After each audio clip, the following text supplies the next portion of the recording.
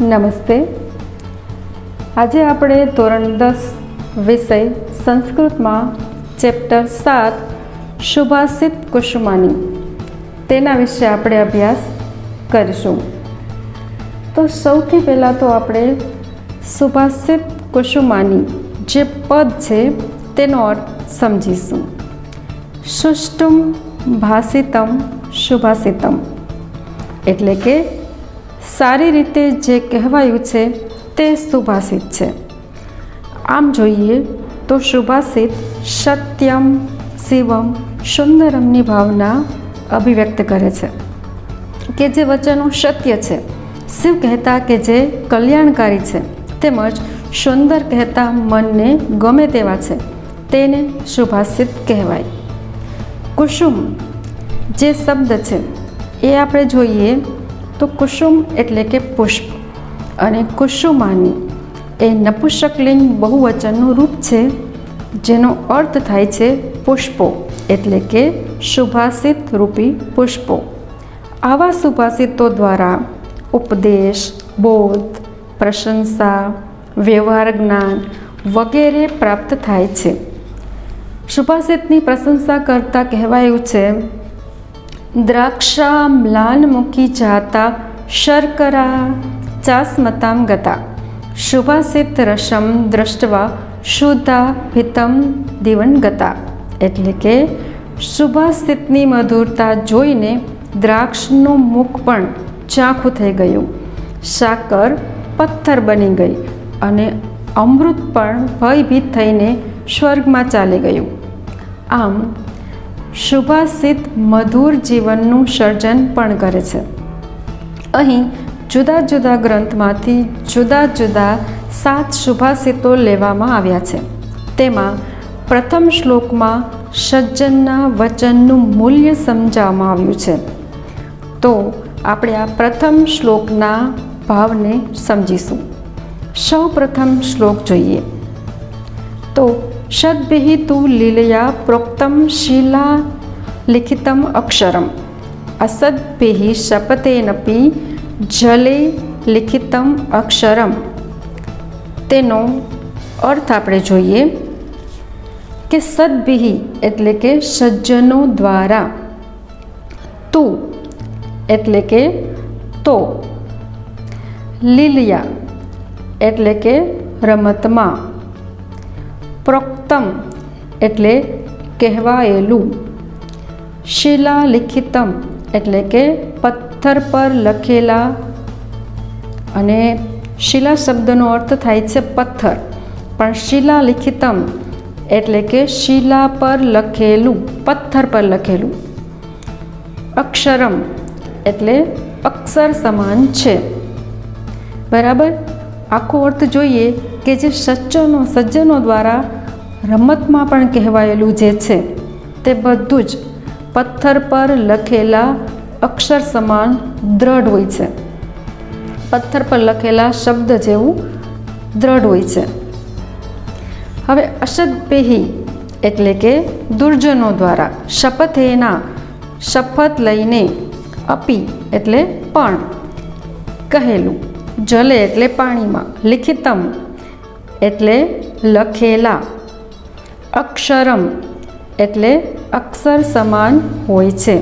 કે દુર્જનો દ્વારા શપથ લઈને પણ કહેવાયેલું એ તો પાણીમાં લખેલા અક્ષરો સમાન હોય છે.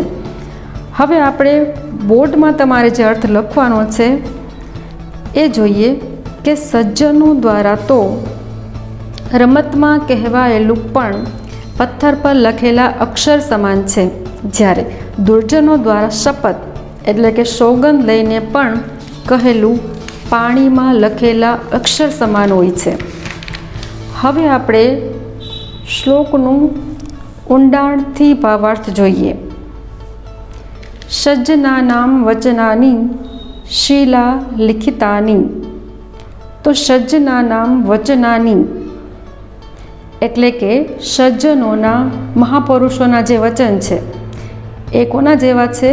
તો શિલા લિખિતાની એટલે કે પથ્થર પર જાણે કોતરીને લખી દઈએ એવા સુદૃઢ હોય છે. અહીં સત્પુરુષોના વચનનું એ પથ્થરની લકીર સાથે એને સરખાવવામાં આવ્યા છે. તેઓ રમતમાં પણ કહેવા ખાતર પણ સહેલાઈથી જે કંઈ પણ બોલી જાય છે તે કોઈ પણ ભોગે તે પાડીને બતાવે છે. પોતાના વચન પ્રમાણે તેઓ કાર્ય કરી પણ બતાવે છે. તેને ફોક કરતા નથી. જ્યારે ધૂત અથવા તો ચાલાક લોકો, જે દુષ્ટ લોકો હોય છે, તે પોતાના મનને વચને કરીને અથવા તો સોગંદ લઈને પણ જો કોઈ વચન બોલ્યા હોય તો તેનું પણ આચરણ કરતા નથી. તેઓ બોલે છે કંઈક અને આચરણ પણ કંઈક અલગ કરતા હોય છે. દુર્જનોના વચનને અહીંયા પાણી પર એટલે કે જળ પર લખેલા અક્ષરોની સાથે સરખાવવામાં આવ્યું છે કે જે ક્ષણવારમાં જ ભૂસાઈ જાય છે. ગુજરાતી ભાષામાં પણ આ જ વિચારને સાર્થક કરતાં કહેવાયું છે કે વા ફરે વાદળ ફરે, ફરે નદીના પૂર, પણ શૂરા બોલ્યા ન ફરે, ચાહે પશ્ચિમોગે શૂર. એટલે કે વા કહેતા વાયુ, વાદળ આ બધા ભલે એની દિશા ફેરવી નાખે, નદીના પૂર પણ ક્યારેક પોતાની દિશા ફેરવી નાખે, પરંતુ શૂરા એટલે કે શૂર લોકો, શૂરવીર લોકો, જે સજ્જન લોકો છે, એ કોઈ પણ કાળે પોતાના જે વચનો છે એને ક્યારે પણ ફોક જવા દેતા નથી. આમ મહાપુરુષો અને સજ્જનોના વચનોનું મૂલ્ય હોય છે. તેઓ પોતાના બોલ પ્રમાણે જ ગમે તેવી વિકટ પરિસ્થિતિમાં પણ આચરણ કરી બતાવે છે. પોતાના સિદ્ધાંત અને વચનને જ તેઓ વળગી રહે છે, તેને મિથ્યા થવા દેતા નથી. તેથી જ ભગવાન રામના વંશમાં પણ કહેવાયું છે કે રઘુકુલ રીત સદા ચલી આવી, પ્રાણ જાય પર વચન ન જાય. તો આવા સજ્જનો હોય છે અને તેમના વચનમાં પણ કંઈક આવી તાકાત હોય છે. બરાબર. પ્રથમ શ્લોકમાં આપણે મહાપુરુષોના વચનનું મહત્ત્વ સમજ્યા, એનું મૂલ્ય સમજ્યા. બરાબર. હવે આપણે શ્લોક નંબર 2 જોઈએ. બરાબર. તો શ્લોક નંબર 2 છે સેવિતવ્ય મહાવૃક્ષ ફલચ્છાયા સમન્વંતિ યદિ દેવાત ફલમ નાસ્તિ છાયા કેન નિવાર્યતે. હવે શ્લોકનો આપણે અર્થ જોઈએ. તો સૌ પ્રથમ ફલચ્છાયા સમન્વિત એટલે કે ફળ અને છાયાથી યુક્ત. સમન્વિત હોવું એટલે તેનાથી યુક્ત હોવું.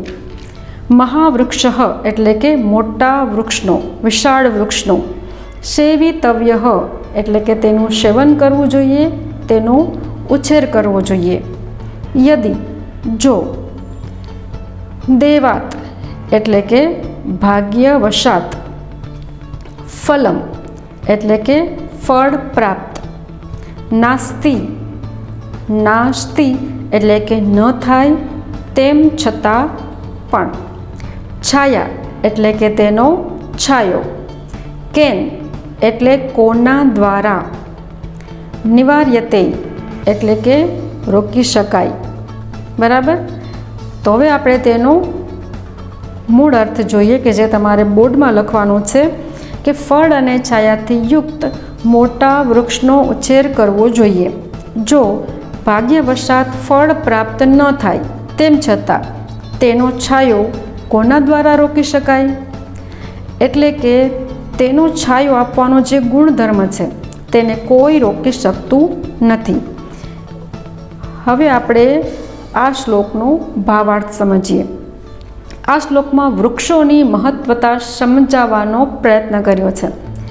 એને લઈને આપણે બધાએ વૃક્ષોનું જતન કરવું જોઈએ એવી પણ ભાવના કેળવાય છે. મનુષ્ય આજે જે કંઈ પણ કાર્ય કરે છે તેની પાછળ ક્યાંક ને ક્યાંક તેનો સ્વાર્થ છુપાયેલો હોય છે, પરંતુ તે સ્વાર્થ મૂકીને તે કાર્ય કરે તેમ છતાં પણ તેને ઘણું બધું પ્રાપ્ત થશે. જેમ કે મનુષ્ય એવા વૃક્ષોનો ઉછેર કરે છે જેનાથી તેને કશોક લાભ થતો હોય, ફળ ફળાદિ પુષ્પો આ બધું એને પ્રાપ્ત થતું હોય, પરંતુ ફળ અને છાયાથી ઘટાદાર જે વૃક્ષો છે એવા વૃક્ષોનો જો આપણે ઉછેર કરીએ તો એનાથી આપણને કદાચ ભાગ્યવશાત ફળ પ્રાપ્ત ન થાય, તેમ છતાં પણ તે વૃક્ષનો ઉછેર કરવો, કારણ કે તેનો છાયા આપવાનો જે ગુણધર્મ છે તે એને ક્યારેય પણ કોઈ રોકી શકતું નથી. કહેવાયું છે કે ગંધેન નાંદંતી જનો ભુવને સુમન્નાનમ શાખા ફલાની વિતરંતી રસાવહાની છાયા શ્રયંતી પથિકાહ ખલુ ભાનુ તપ્તા પર્યાયવૃત્તિ ચ જગત પરિપાલયામી. એટલે કે માણસ ફૂલોની સુગંધથી આનંદિત થાય છે, વૃક્ષોની ડાળીઓ રસથી ભરેલા ફળો આપે છે, તાપથી તપેલા લોકો છાયામાં વૃક્ષોનો આશરો લે છે. માટે વૃક્ષ કહે છે કે હું આજે જે પર્યાવરણનું હું પાલન કરું છું,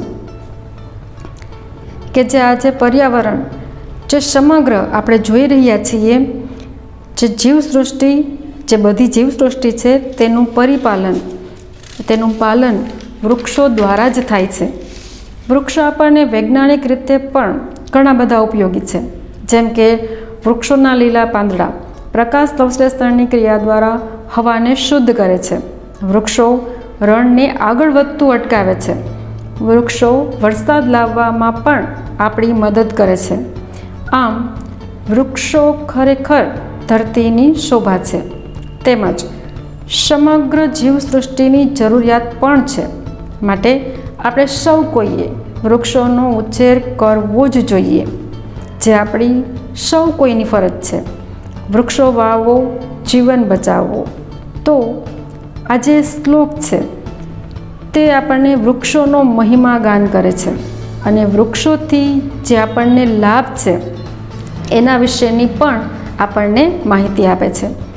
તો આપ સૌ કોઈ વૃક્ષોનો મહિમા જાણી અને માત્ર ને માત્ર અભ્યાસ પૂરતું નહીં, પરંતુ તમારા જીવનમાં પણ આ વાત ઉતરે એવા આપણે પ્રયાસ કરીશું. આ જોયો આપણે શ્લોક નંબર 2.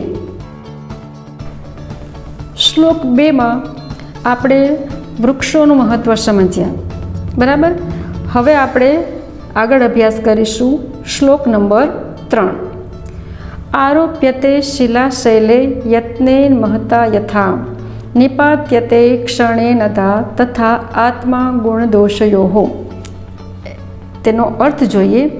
યથા એટલે કે જેમ, મહતા એટલે કે ખૂબ જ મહાન, યત્નેન એટલે કે પ્રયત્નથી, શિલા એટલે કે મોટા પથ્થરની, શૈલે એટલે કે પર્વત પર. અહીંયા તમારે બંનેના અર્થભેદને યાદ રાખવાના છે કે શિલા એટલે કે મોટા પથ્થરને અને શૈલે એટલે કે પર્વત પર. આરોપ્યતે એટલે કે લઈ જવાય છે. ક્ષણેન એટલે કે ક્ષણવારમાં, અધઃ નીચે, નિપાત્યતે પાડી શકાય છે, તથા તેમ, આત્મા એટલે કે આત્મામાં, ગુણ દોષોયોઃ એટલે કે ગુણ અને દોષ હોય છે. જેમ મહાન પ્રયત્નથી મોટા પથ્થરને પર્વત પર લઈ જઈ શકાય છે, એવી રીતે ક્ષણવારમાં તેને નીચે પાડી શકાય છે.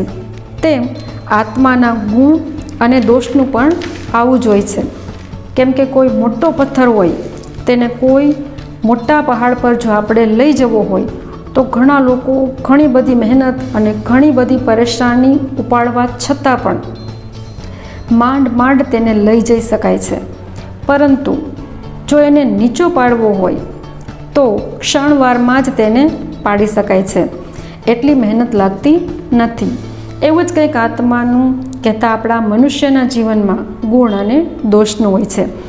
અહીં પર્વત પર મોટા પથ્થરને ચડાવવાના ઉદાહરણ દ્વારા પરિશ્રમથી પ્રાપ્ત થતી વસ્તુનું આપણને મહત્ત્વ સમજાવવામાં આવ્યું છે કે જે રીતે સખત પરિશ્રમ તેમજ મહાન પ્રયત્નોથી એક મોટી શિલાને, એક મોટા પથ્થરને પર્વત પર લઈ જઈ શકાય છે અને માત્ર ક્ષણવારમાં જ તેને નીચે પાડી શકાય છે, તેને નીચે લાવી શકાય છે. તેવું જીવનમાં આપણા ગુણ અને દોષનું હોય છે. કોઈ એક મહાન ગુણને આપણા જીવનમાં ઉતારતા ક્યારેક આપણી આખી જિંદગી પણ ખર્ચાઈ જતી હોય છે, જ્યારે કોઈ નાનો એવો દુર્ગુણ ક્ષણવારમાં જ આવી જતો હોય છે. જેમ કે ધર્મરાજ કહેવાતા યુધિષ્ઠિર, કે જે સત્યનું મૂર્તિમંત સ્વરૂપ કહેવાતા હતા. આજીવન જેમણે સત્યવ્રતનું પાલન કર્યું છે, પરંતુ યુદ્ધ ભૂમિમાં અસ્વસ્થતામાં હણાયો એવું અર્ધસત્ય બોલાયું, જે ક્ષણવારનો દોષ હતો. આ રીતે જીવનમાં ગુણોનું પાલન કરવું ખૂબ જ અઘરું કાર્ય છે, પરંતુ દોષ તો માત્ર ક્ષણવારમાં જ આવી જાય છે કે વ્યક્તિને પોતાના જીવનમાં ગુણો વિકસાવવા, એ ગુણોથી ઉપર ઉઠતા ખૂબ જ મુશ્કેલી એને સહેવી પડે છે. પરંતુ જો તે સાવધાન ન રહે તો નાના સરખા દોષના કારણે પણ તેનું પતન થતાં વાર લાગતી નથી. માટે આપણે સૌ કોઈ પણ જીવનમાં ગુણોને ઉતારવાના પ્રયત્ન કરીએ અને કોઈ પણ શરતે દોષનો પ્રવેશ આપણા જીવનમાં ન થાય તેનું આપણે ધ્યાન રાખીશું. તો આજે આપણે આ શ્લોક દ્વારા ગુણ અને દોષની જે વાત છે તેનો આપણે અભ્યાસ કર્યો.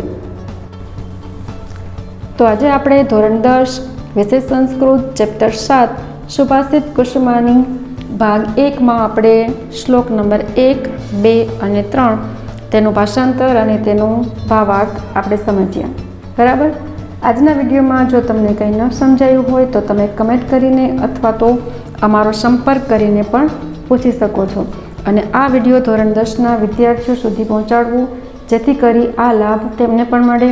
અને અમારી મંગલમૂર્તિ વિદ્યા મંદિરની યુટ્યુબ ચેનલમાં જો તમે નવા હોય અને તમે ચેનલને સબસ્ક્રાઈબ ન કરી હોય તો આજે જ કરી લેજો, જેથી કરી બીજા પણ તમને આવા એજ્યુકેશનને લગતા વિડીયો મળતા રહે. Thank you.